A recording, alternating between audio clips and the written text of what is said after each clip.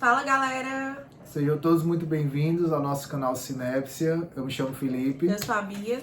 E hoje a gente vai fazer uma análise psi de um dos vilões mais icônicos, mais profundos dos quadrinhos, né? Que todo mundo sabe que ele adora dar uma risada quando tá matando, que é o Coringa, né? O Coringa, nessa análise que a gente vem trazer hoje, a gente quer associar ele com a figura do Trickster, né? O Trickster, ele é uma figura mitológica dos contos de fada, das religiões, que aparece para transgredir regras e causar uma transformação social, né? Que a gente vê muito isso no próprio Coringa. Então o Coringa não é uma figura que surgiu agora, já vem desde os tempos imemoriais. Outro Trickster muito comum pra gente é quem conhece as histórias da mitologia nórdica, sabe que o Loki se comporta exatamente como o Coringa, justamente porque ele não é um deus como os que ele convive, né? Ele é um gigante que foi morar com os deuses, fazendo piadas e causando caos, e que para os deuses nórdicos ele é divertido. Quando a gente fala de caos, é super importante porque a gente tá trazendo o Coringa, que é um personagem que a vida dele é uma verdadeira pulsão de morte. Ele tá sempre fazendo caos pelo caos. Ele não tem uma motivação de... eu quero me vingar do Batman, eu quero fazer isso. Não, ele quer ver o caos, o circo pegar fogo, literalmente. E a gente trouxe nisso, para falar desse caos, 3 versões do próprio Coringa. Começando pela HQ da Piada Mortal, onde o Coringa é preso pelo Batman e interrogado ao ponto de ele contar uma parte da própria história. Nessa HQ, o Coringa era um homem comediante fracassado, tinha uma esposa que estava grávida, ele não tinha como sustentar ela, e acabou no dia que a esposa dele morre, ele vai tentar fazer um assalto à fábrica que ele trabalhava, né? Com o pouco que ele ganhava, era trabalhador nessa fábrica. Só que o Batman acaba impedindo os planos dessa máfia que recrutou ele. E ele, por medo de ser pego pelo Batman, ele acaba sofrendo um acidente e caindo no túnel químico que muda a vida dele para sempre. Só que tem um detalhe curioso. Depois que ele conta essa versão, ele próprio começa a dizer: mas quem disse que essa história é minha? Se ele diz uma coisa assim, é porque a própria estrutura mental dele está tão comprometida que a própria fantasia dele não tem algo de, vamos dizer assim, de concreto. Ele não consegue acolher essa própria fantasia. É como se para ele citar ali bastasse. Ele não tem essa separação do real e da fantasia, né? Quando a gente pensa do Joaquim Fênix,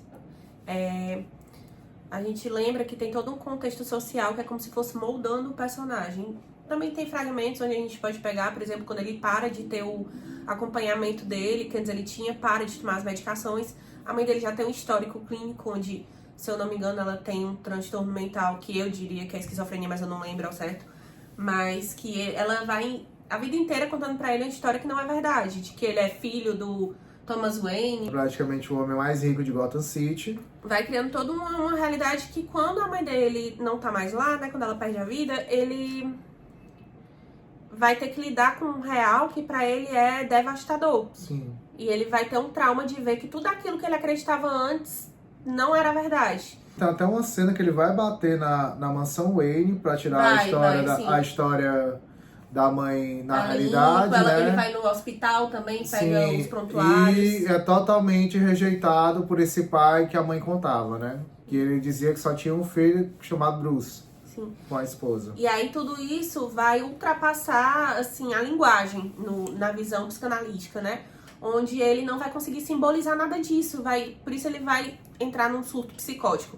Ele vai perder esse contato com o real e ele vai entrar no surto dele, né? Sim. Ao ponto de que as condições fisiológicas que ele tem, né? Por exemplo, ele diz que ele tem problema de coluna, que ele tem um riso estéreo que ele não consegue controlar, né? E isso acaba sendo levado totalmente não em consideração mais, porque o corpo dele já está inserido no próprio surto, né? Quando ele desce aquelas escadas, que ele consegue dançar e, né, se movimentar como se ele tivesse uma autonomia do corpo que antes ele não tinha. Sim. Que antes ele era bem triste, mal assim, ele não se expressava muito bem, ele tava sempre com corcunda, sempre pra baixo, né? E com esse problema do riso que ele tinha, né, desse riso histérico, ele já era taxado como maluco, né? E achava que toda hora esse próprio riso dele era como se ele tivesse debochando da própria sociedade a todo momento, né? Uhum. E que desencadeia melhor quando ele sofre aquela ação, né, dos 3 adolescentes, né, que ele acaba matando os 3. E a gente pode até ver esse riso dele como algo meio subversivo, porque essa risada dele só vem em momentos que não são engraçados. E principalmente em momentos que são tensos, de caos, de confusão, e aí vem o riso como um sintoma. A gente pode até falar também desse abraço a essa persona do próprio palhaço, né? Da parte dele, né? Que, para quem não lembra, a persona é essa máscara social que a gente apresenta para a sociedade, né? Ao ponto de a gente desempenhar determinada função, seja de filho, seja de trabalhador, seja de namorado, seja de marido, né? Só que o caso do Coringa, ele abraça definitivamente a persona do palhaço do crime, né? Então, para ele não tem mais nenhum sentido ele usar qualquer outra máscara social. Tanto é verdade que na cena que ele vai ser entrevistado, ele é chamado para dar uma entrevista, né, com o programa do Murray, né, um entrevistador famoso lá de Gotham City. Sim. Ele revela dizendo que eu sou hoje o que vocês fizeram de mim, e vai lá e mata o entrevistador que passou a vida debochando dele, né?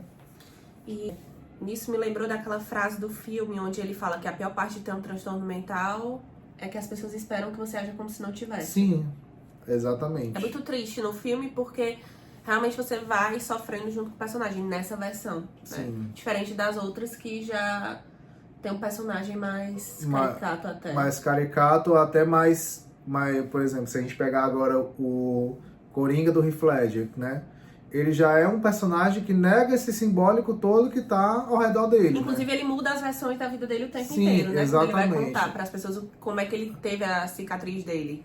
Que ele vai dizendo que matou o próprio pai, que fez o própria cicatriz, né, com a faca quando era criança, pra rir. Amor, tem palavras que a gente não pode falar. Sim. Então. Voltando. Mas, sim, ele não tem assim como na Piada Mortal, ele não tem uma versão fixa da própria história, só que nesse caso do Heath Ledger, ele realmente é um agente do caos que está a todo momento tentando provar que ele está certo, fazendo a cabeça das pessoas, que realmente no filme as pessoas acabam abraçando a ideologia do Coringa. A né? gente estava até falando sobre isso e pensando que na verdade nem ele sabe qual é a verdadeira versão dele. Né? Ele está tão perdido que aquilo ali é a realidade dele. Sim. Né? Só que ele também não aceita que está perdido. Ainda tem essa questão, né? Então ele literalmente vive para causar caos. Ele vive num delírio, né? Vive num delírio, né? Talvez se ele tivesse condições, o que não era o caso, já que Gotham City é uma sociedade que discrimina, se ele tivesse desde criança feito terapia para tratar essa psicose antes de desencadear, vamos colocar assim, pelo menos das versões que a gente teve acesso, né? Talvez ele tivesse uma nova percepção de si, né? Mas não foi o caso, já que a própria sociedade, a sociedade de Gotham City, o rejeitou desde que ele era, né? Desde antes ele virar o que ele é. A gente pensa na velha história de tipo, se é assim que a sociedade me vê, eu vou me abraçar assim. Também até coloco pra gente uma nova reflexão, né? Como é que a gente tem procurado se ver? Como é que a gente tem se visto socialmente, né? Será que a gente está levando tanto em consideração a opinião das pessoas, como é que a sociedade nos afeta? E precisa ter um grande limite aí entre o que você é e a opinião do outro, Pois né? Pra que não atravesse essa barreira. Exatamente. Enfim. A mensagem que a gente quer deixar aqui no final é que a gente procure ser a gente mesmo.